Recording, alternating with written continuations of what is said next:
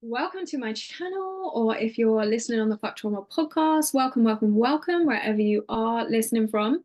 Um, so today I really want to talk about boundaries in dating, and I'm going to share a little story. So a client of mine actually asked me once if she should communicate something that she didn't like to someone that she was dating.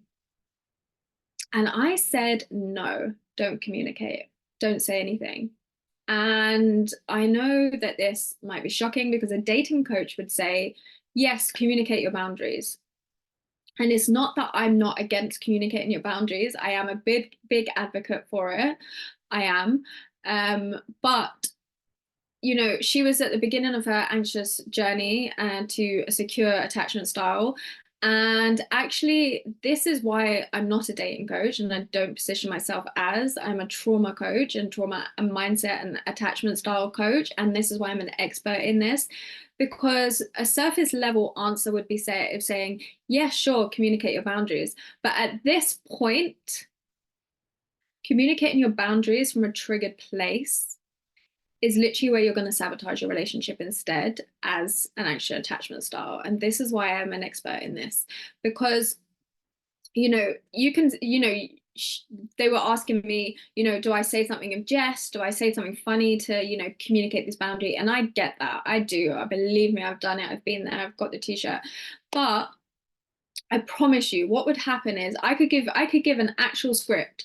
Here, say this, and you're going to sabotage. You might say it in the moment, but you're going to start to sabotage. And the way that you do that is because you're doing it from a triggered place and not a secure one, you literally will be on high alert, like looking for proof that they're upset, that they didn't like it, that they're pulling away. Because for you, boundaries are really difficult as an anxious attachment style. And when you have these underlying beliefs that people leave you and that it's not safe for you to have your needs and wants and things like that, you trying to set a boundary at that point is not going to work, and your anxiety would kick in and it would start to push them away subconsciously, because you would literally be looking for clues that, like, oh my god, they didn't like it, oh my god, they're acting differently, their mood has changed, I shouldn't have said something, I shouldn't have done that.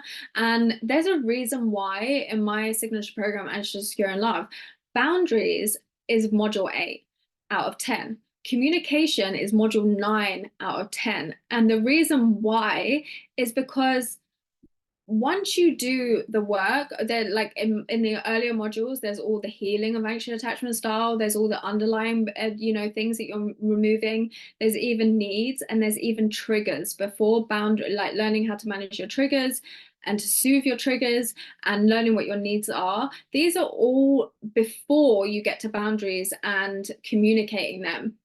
They're actually the last modules. Why? Because you have to do all of those things so that you can actually communicate your boundaries and know what your boundaries are and set boundaries from a secure place where you don't need that validation from someone else. Because when you're actually trying to do it before you've done the work on these things, the underlying real issues of your anxious attachment style, when you're trying to set boundaries from this place, this is when your anxiety will start to kick in. This is when you will sabotage more, and because you're not doing it from a secure place. So actually, and you're looking for them for the validation. Think about it. You might have said something to someone that you're dating or something, or maybe not even someone you're dating, maybe it's a friend you're trying to set a boundary with, or you're trying to say something, and first of all, to say something, you feel the anxiety in your body when you're doing it, right? It's so uncomfortable. Oh my god, when I was anxiously attached, when I used to think about the idea of confronting someone about something that I didn't like or something, oh my god, it was like I had this huge anxiety in me. I would write the text 5 million times, and I would read the text 20 million times, and then I would edit it a little bit because I don't want it to seem too harsh. And obviously, this is me if I was sending a message, a boundary in text, which, to be honest, I did used to. I used to prefer to set a boundary in text, or to share my feelings or whatever in text, because well, I guess it was less confrontation, and I just felt like I could say what I needed to say and I could proofread it because I was so scared of getting it wrong.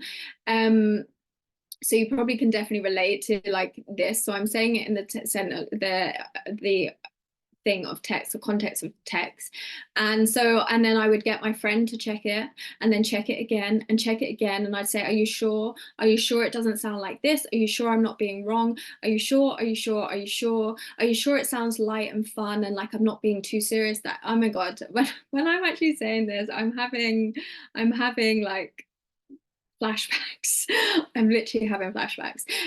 But this was literally really how I used to do it. Not anymore. I don't do any of that now. I did like, first of all, if I choose to say something, I rarely say anything. But if I do choose to say something, then I would do it in a very different way. And this is why in Anxious and Secure, I actually give a 5-step script, like not script but like method to use to set boundaries in a really good way, to communicate in a way that gets your needs met without conflict. And it's like, yeah, without sending like the long text with all the feelings and all the things I used to do.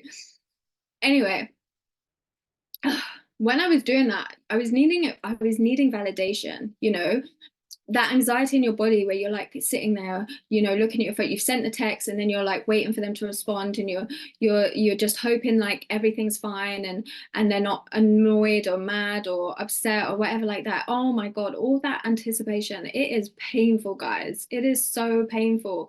And this is not the best way to do it at all. So actually what I said to her is, work on your anxious attachment style first. And what you will likely do is realize that you probably don't even need to say anything at this point once you've done it. But even if you do, then you'll be feeling so secure and grounded in yourself that you won't even need their validation. So you won't be, reading your message 5 million times or needing the script as to what do I say to make it funny. It will just naturally come out for you. Or you'll know exactly what you want to say, and there doesn't need to be any kind of long emotion in it or anything like that. You can literally just say what you need to say, and without the fear of, oh my God, they're not going to like it, they're leaving you.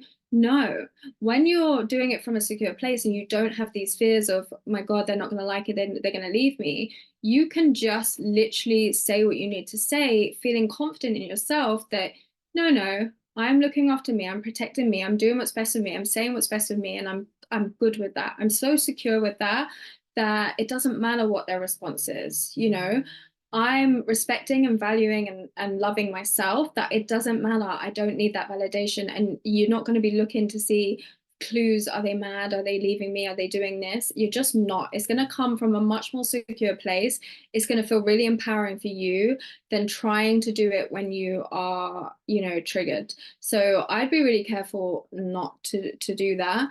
What I always say is like, take the time to like figure out, soothe yourself, figure out what it is that you need, and then be able to communicate if you need to.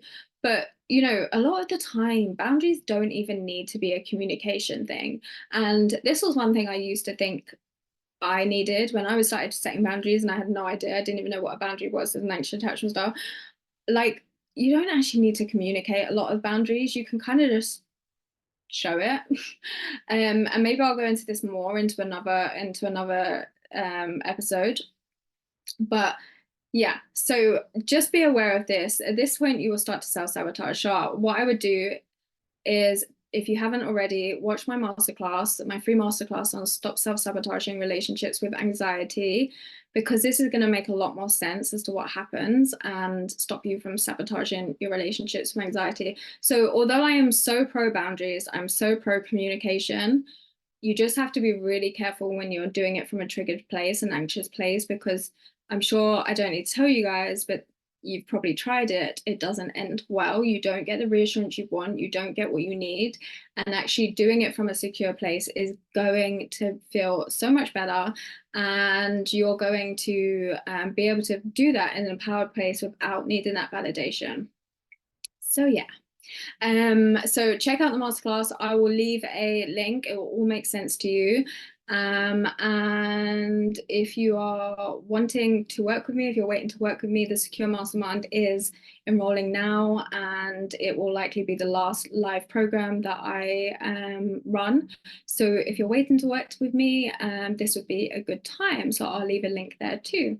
Okay, I hope this helped. See you again.